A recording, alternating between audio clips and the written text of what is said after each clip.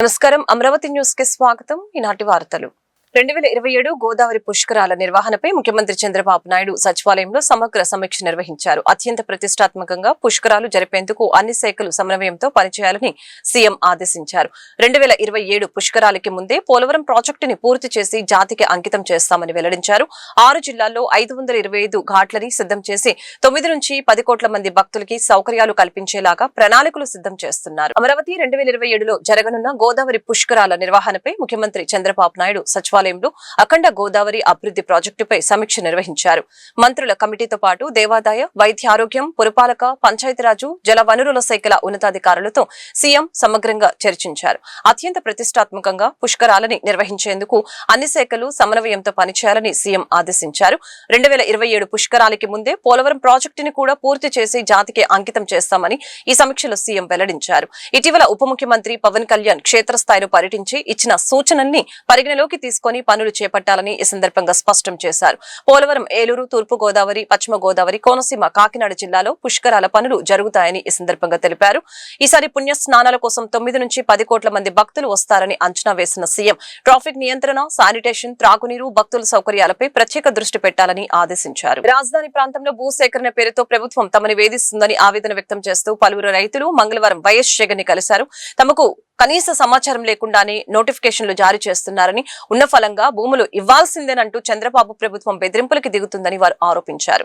ఇప్పటికే తొలి విడతలో భూములు ఇచ్చామని మళ్లీ భూములు తీసుకుంటే తాము ఎలా బతకాలని రైతులు ప్రశ్నించారు. ఈ వ్యవహారంలో తమకు న్యాయం చేయాలని వారు జగన్ ను కోరినట్లు సమాచారం. సమర్థ నాయకత్వం, స్పీడ్ ఆఫ్ డూయింగ్ బిజినెస్ తో ఆంధ్రప్రదేశ్ ని ప్రపంచ పటంలో నిలబెట్టామని విద్యా, ఐటీ శాఖల మంత్రి నారా లోకేష్ అన్నారు. ముంబైలో bank of America new frontiers of growth conference లో పాల్గొన్న ఆయన రాష్ట్రంలో 3 ఎకానమిక్ రీజన్స్ అభివృద్ధి చేస్తున్నట్లు వెల్లడించారు. గూగుల్ ఎంత ముఖ్యమో ఎస్ఎంఈ కంపెనీలు కూడా అంతే ముఖ్యమని, ప్రపంచ స్థాయి నగరంగా అమరావతిని తీర్చిదిద్దుతామని స్పష్టం చేశారు. భవిష్యత్తుకి సిద్ధం చేయడం, ఆంధ్రప్రదేశ్ అనుభవం అనే థీమ్ తో బ్యాంక్ ఆఫ్ అమెరికా నిర్వహించిన 2026 ఇండియా కాన్ఫరెన్స్ లో మంత్రి నారా లోకేష్ పాల్గొన్నారు. ఫైర్ సైడ్ చాట్ లో ఆయన మాట్లాడుతూ కొత్త రాష్ట్రం ఆంధ్రప్రదేశ్ ప్రగతికి 3 కారణాలు ఉన్నాయని తెలిపారు. మొదటిది ముఖ్యమంత్రి చంద్రబాబు నాయుడు దార్శనికత, రెండోది స్పీడ్ ఆఫ్ డూయింగ్ బిజినెస్, మూడోది డబుల్ ఇంజిన్ బుల్లెట్ ట్రైన్ సర్కార్ అని వివరించారు. విశాఖకు Google AI data centre, Arcelor Mittal green steel project ని 17 నెలల్లోనే ప్రారంభించామని తెలిపారు. రాష్ట్ర వ్యాప్తంగా 6.5 గిగావాట్ల సామర్థ్యంతో మల్టీ గిగావాట్ డిజిటల్ హబ్ నిర్మాణమే ప్రభుత్వ లక్ష్యమని ఈ సందర్భంగా ఉద్ఘాటించారు. 2028 నాటికి అమరావతి ప్రభుత్వ కోర్ సిద్ధమై ప్రపంచ స్థాయి నగరంగా దేశానికి అంకితమవుతుందని మంత్రి లోకేష్ హామీ ఇచ్చారు. Andhra, as all of you know, has gone through its own evolutionary process. We are now a new state. This is the 4th time around that we are building a capital city. We've had a bad phase between 19 and 24, but 3 distinct reasons why Andhra Pradesh post 24 is again able to position itself on the world map. One is our Chief Minister. The first point is because Mr. Naidu is known for building cities, Mr. Naidu is known for building new ecosystems, and now he's doing it all over again in Andhra Pradesh. So he's a leader with a proven track record. 2 is speed of doing business. So let's talk about what we've done for Google. Right, the entire data center ecosystem that we are now building up in Visakhapatnam, the pace at which that we are able to do is unheard of, where various other countries are actually envious about. Let's talk about the ArcelorMittal project that we have now that we've grounded in Andhra Pradesh in about 17 months. Even getting the environmental clearance, land, R&R closed, 3,000 acres given to them. It's going to be one of India's largest FDI investment in green steel. So speed, I can't emphasize the importance of speed, and that's again what sets us apart from other states. Third is what I call double engine bullet train sarkar. So while in India you have a lot of states which call about double engine train sarkar, I believe that Andhra Pradesh is the only state that has two, one of course our Prime Minister Narendra Modi ji and of course Mr. Naidu ji together who are able to drive agenda positively and able to ground investments positively. తెలంగాణలో తన రాజకీయ కార్యకలాపాలపై జరుగుతున్న విమర్శలకి బెదిరింపులకి AP deputy CM Janasena అధినేత పవన్ కళ్యాణ్ తనదైన శైలిలో స్పందించారు. హైదరాబాద్ లోని తన నివాసంలో ఏర్పాటు చేసిన మీడియా సమావేశంలో ఆయన సంచలన వ్యాఖ్యలు చేశారు. హైదరాబాద్ లో ఎలా అడుగు పెడతావు అని కొందరు తనను బెదిరిస్తున్నారని వారిని ఉద్దేశించి పవన్ కళ్యాణ్ ఘాటుగా ప్రశ్నించారు. తెలంగాణ ఏమైనా మీ అయ్య జాగీరా అంటూ ఆయన ఓపెన్ ఛాలెంజ్ విసిరారు. తనకు రాజకీయాలంటే తెలంగాణ గడ్డపై ప్రత్యేకమైన అనుబంధం ఉందని, తన సినిమాల్లో సైతం తెలంగాణ స్ఫూర్తి కనిపిస్తుందని గుర్తు చేశారు. అంతేకాదు ఏపీలో నా తల తీసేయాలని కోనసీమలో కొంతమంది అంటుంటే ఇక్కడ అలాంటి బెదిరింపులు ఎదుర్కోవాల్సి వస్తుంది. అంతేకాదు ఏపీలో నా తల తీసేయాలని కోనసీమలో కొంతమంది అంటుంటే ఇక్కడ ఇలాంటి బెదిరింపులు ఎదుర్కోవాల్సి వస్తుంది. కానీ నేను భయపడను, నా ఇంటి అడ్రస్ ఇదే, చేతనైతే రండి అంటూ పవన్ కళ్యాణ్ తీవ్ర ఆగ్రహం వ్యక్తం చేశారు. తెలంగాణలో జనసేన పార్టీ ఎందుకు పోటీ చేయకూడదని ఆయన నిలదీశారు. ప్రజలు కోరుకుంటే ఖచ్చితంగా తెలంగాణ ఎన్నికల్లో జనసేన పోటీ చేస్తుందని, ప్రజా సమస్యలపై గలమెత్తుతుందని స్పష్టం చేశారు. తెలంగాణకి నాకెంత ప్రేమ ఉందో నేను ప్రూవ్ చేసుకోవాల్సిన అవసరం విమర్శించే నాయకులకు లేదు. నేను మీకు చెప్పాల్సిన అవసరం కూడా లేదు.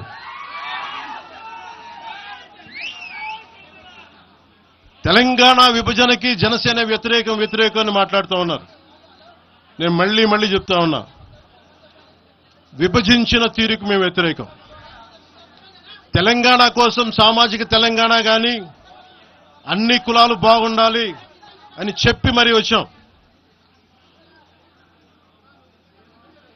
పార్లమెంటు తలుపులు మూసి తెలంగాణని ఆంధ్రాని విభజించిన తీరు మీద తప్పుని చెప్పాను తప్ప తెలంగాణ సంస్కృతి మీద కానీ తెలంగాణ రాష్ట్ర ఏర్పాటు కానీ ఎప్పుడూ జనసేన వ్యతిరేకం కాదు. ఇది తెలంగాణ ప్రజలకి చాలా స్పష్టంగా తెలియజేస్తా ఉన్నాం. నాకు నిలబడింది కష్టాల్లో ఉన్నప్పుడు ఒక్క నిమిషం సార్, ఒక్క నిమిషం మాట్లాడేవాడి సార్. తెలంగాణ ఆంధ్రప్రదేశ్లో నన్ను తిరగనివ్వమని మాట్లాడుతూ ఉంటే నాకు వారాహి అనుమతినిచ్చింది తెలంగాణ ప్రజానికి, నాకు అనుమతి ఇచ్చారు. నాకు అలాగే నాకు గత వైసీపీ ప్రభుత్వం మిమ్మల్ని ఆంధ్రాలోకి అడుగు పెట్టనివ్వు అంటే కోదాడ, నల్గొండ అన్ని ప్రాంతాల నుంచి వచ్చి నాతో పాటు అండగా వచ్చారు నా తెలంగాణ అన్నదమ్ములు, జన సైనికులు. నేను చాలాసార్లు మా నాయకులందరినీ అడగండి, మనం పార్టీని ఇక్కడ బలపెడదాం అంటే నేను ఒకటే చెప్పా, తెలంగాణ వచ్చిన ఈ సందర్భంలో మనం కూర్చోబెట్టి మాట్లాడితే ముందు అది వేరేగా వెళ్తుంది. మీరు బలంగా తిరగండి, జనసేన ఆశయాలు తీసుకెళ్ళండి, ఆ రోజు సంగతి చూద్దాం, ప్రజలు కోరుకున్న మీద చూద్దాం తప్ప నాకేమి. AP deputy CM Pawan Kalyan వ్యాఖ్యలపై తుంగతుర్తి కాంగ్రెస్ ఎమ్మెల్యే మందుల సామిల్ తీవ్రంగా స్పందించారు. తెలంగాణ ఆత్మగౌరవాన్ని దెబ్బతీసేలా మాట్లాడితే తాట తీస్తామని హెచ్చరించారు. తెలంగాణలో ఎవరైనా ఇష్టం వచ్చినట్లు మాట్లాడితే కత్తులతో కోలాటమాడతామని వ్యాఖ్యానించారు. 60 ఏళ్లు ఆంధ్ర వలస పాలకుల చేతిలో గోసపడ్డామని, ఇంకా పెత్తనం చెలాయించాలని చూస్తే ఊరుకునేది లేదని స్పష్టం చేశారు. కోట్లాడి పోరాడి సాధించుకున్న తెలంగాణలో మళ్లీ ఆంధ్ర నేతల పెత్తనం ఏంటని ప్రశ్నించిన ఎమ్మెల్యే సామిల్, తెలంగాణలో ఎవరైనా బ్రతకొచ్చు, అన్నదమ్ముల్లా కలిసే ఉందాం, కానీ తెలంగాణ వ్యవస్థ పైన, మా ఆత్మ గౌరవం పైన దెబ్బతీస్తే ఊరుకునేది లేదని హెచ్చరించారు. పవన్ కళ్యాణ్ సినిమాలకు తెలంగాణలో అభిమానులు ఉన్నారని, తెలంగాణ ఆత్మ గౌరవం మీద దెబ్బతీస్తే వాళ్లే మీ శత్రువులు అవుతారని హితో పలికారు. తెలంగాణ రాష్ట్రం వస్తే 11 రోజులు అన్నం తినలేదని చెప్పిన పవన్ కళ్యాణ్ ఏ మొహం పెట్టుకుని తెలంగాణకు వస్తున్నారని కాంగ్రెస్ ఎమ్మెల్యే వేముల వీరేశం ప్రశ్నించారు. తెలంగాణలో ప్రెస్ మీట్ పెట్టాలన్నా, సమావేశం పెట్టాలన్నా ముందు ఇక్కడ ప్రజలకు క్షమాపణ చెప్పాలని డిమాండ్ చేశారు. ఏపీలోని పార్ట్ టైం రాజకీయ నాయకుడైన పవన్ కళ్యాణ్ తెలంగాణకు వచ్చి ఏం చేస్తారని నిలదీశారు. ఒకసారి భగత్ సింగ్ అన్నారు, చెగువేరా అన్నారు, ఇప్పుడు వాళ్ళని పక్కన పెట్టేశారని విమర్శించారు. ఏపీలోని నువ్వు పార్ట్ టైం పొలిటికల్ లీడర్, అప్పుడప్పుడు వచ్చి సినిమా డైలాగులు కొట్టే నువ్వు తెలంగాణకు వచ్చి ఏం చేస్తావని నిలదీశారు. తెలంగాణ రావాలంటే నీ కోదాడు బోర్డర్ కాడ కంపనాడు రోడ్డు మీద ఖబర్దార్, మీకు దిష్టి కూడా కడతాం. ఇవాళ మీరు తెలంగాణ దిష్టి జరిగి కోనసీమ కొప్పారిపోయిందని చెప్తా ఉన్నాను. కోనసీమ కొబ్బరి తోటలు ఎండిపోయినాయి, తెలంగాణ దిష్టి తాగినట్టున్నావు. కానీ మీకు దిష్టి కూడా కడతాం.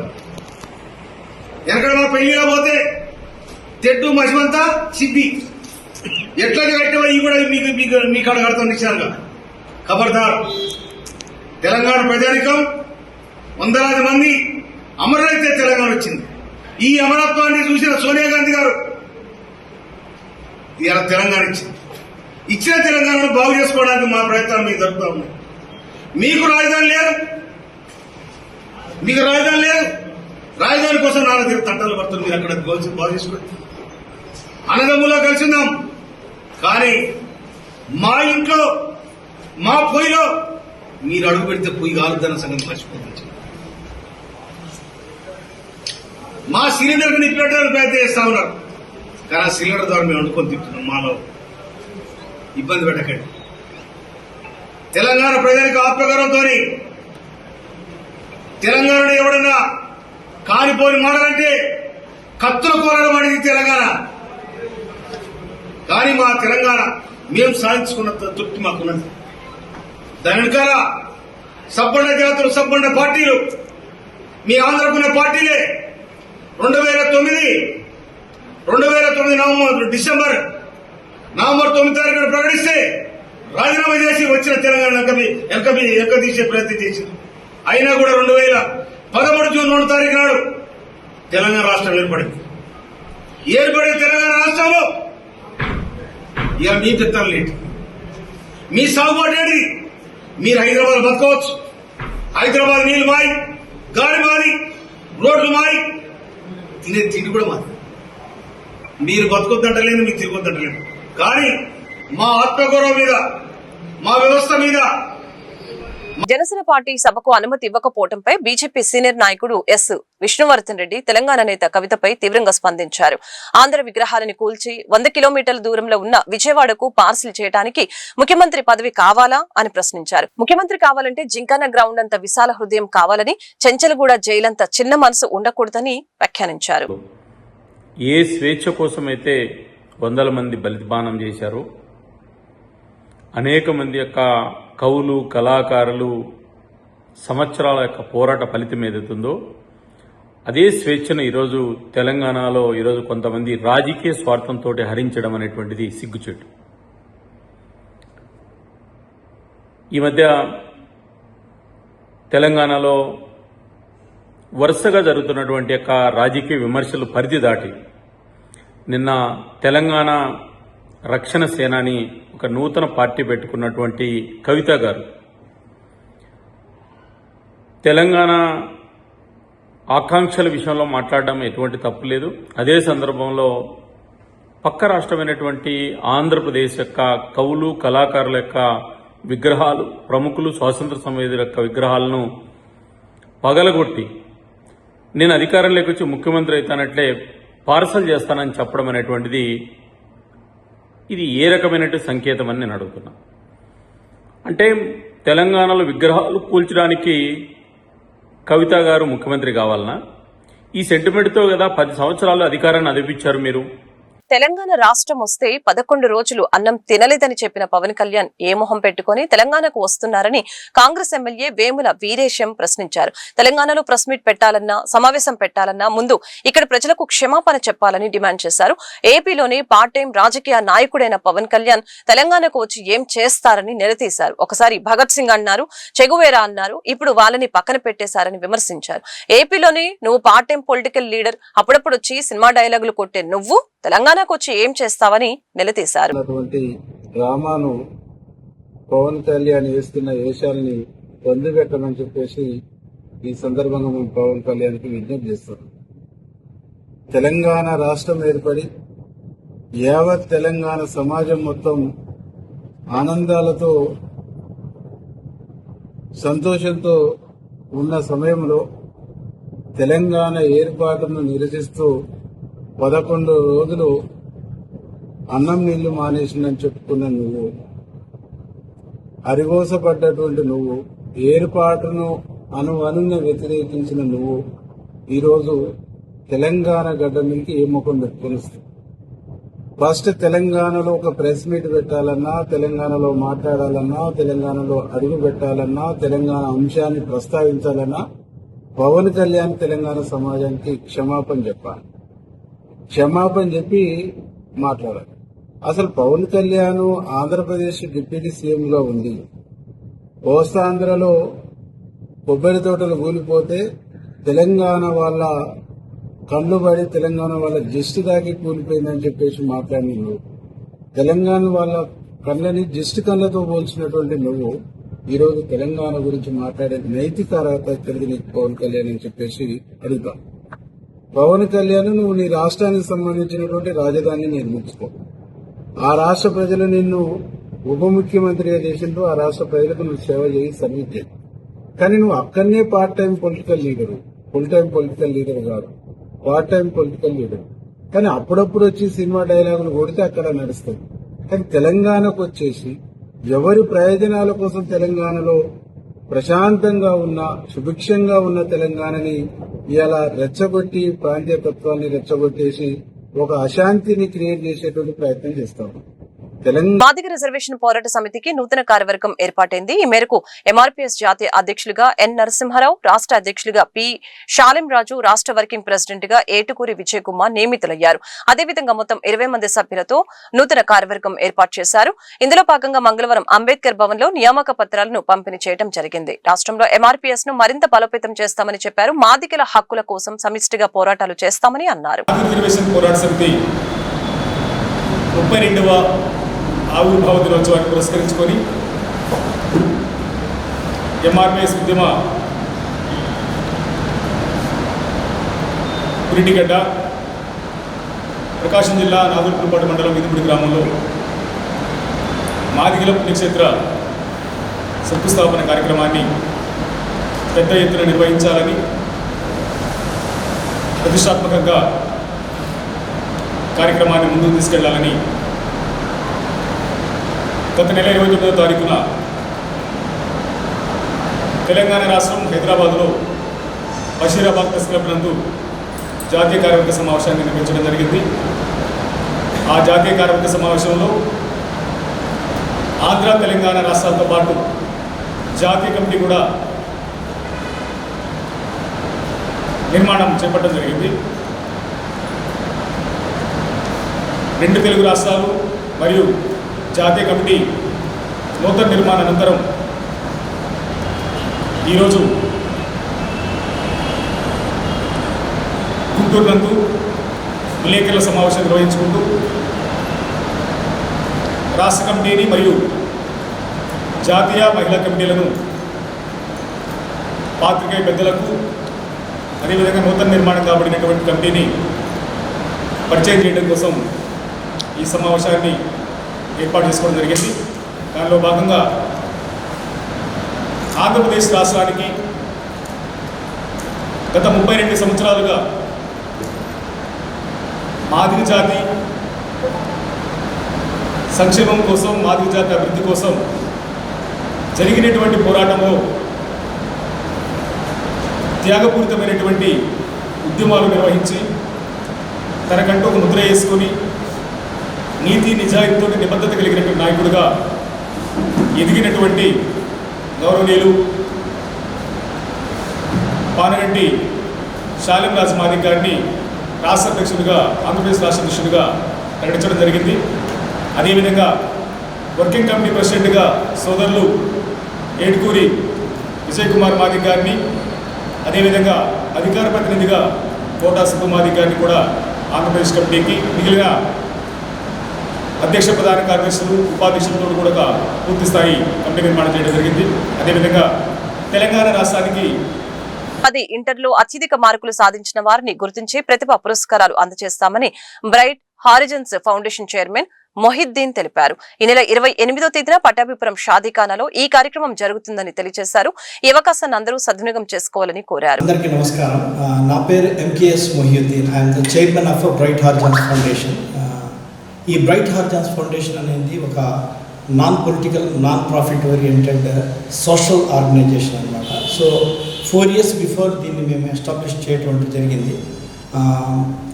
ఈ బ్రైట్ హారిజన్స్ ఫౌండేషన్ ద్వారా మేము ఎడ్యుకేషన్, ఎంప్లాయ్మెంట్ అండ్ ఎంపవర్మెంట్ ఏరియాస్ని మేము పనిచేస్తున్నాము. సో ఇన్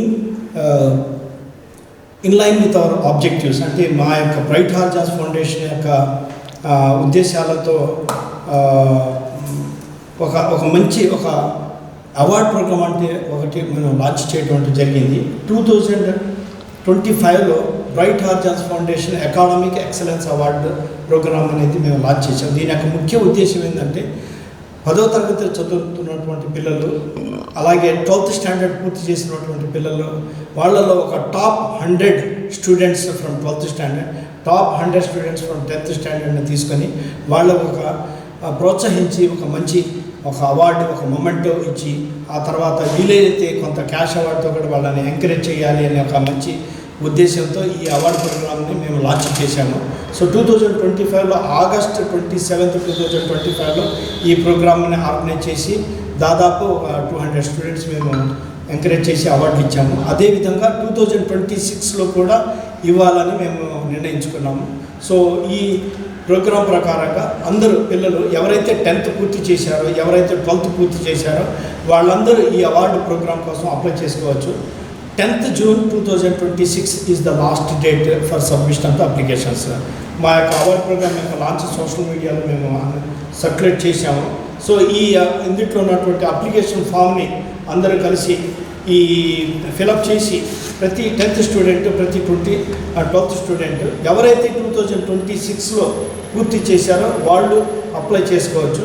ఇందులో ఒక top 100 students from 12th standard, top 100 students from 10th standard pick up చేసుకొని వాళ్ళ యొక్క అప్లికేషన్స్ని ఎవాల్యుయేట్ చేసి ఒక ప్యానల్ అంటుందన్నమాట. మా దగ్గర ఒక హైలీ ఎడ్యుకేటెడ్ ప్యానల్ ఉంది. ఆ ప్యానల్ ద్వారా వాటిని వెరిఫై చేసి అన్నీ చేసిన తర్వాత ఆ స్టూడెంట్స్ని పిలిచి ఇన్వైట్ చేసి 28th June 2026 నాడు అబుల్ కలాం ఆజాద్ షాదీ ఖానాడ్ ఉర్దూ ఘర్ అనే ఒక ఫంక్షన్ హాల్ మన గుంటూరులో ఉన్నది కదా, అక్కడ మేము ఈ ప్రోగ్రామ్ని సెలబ్రేట్ చేయబోతున్నాము. That is once again I would like to repeat 28th June 2026.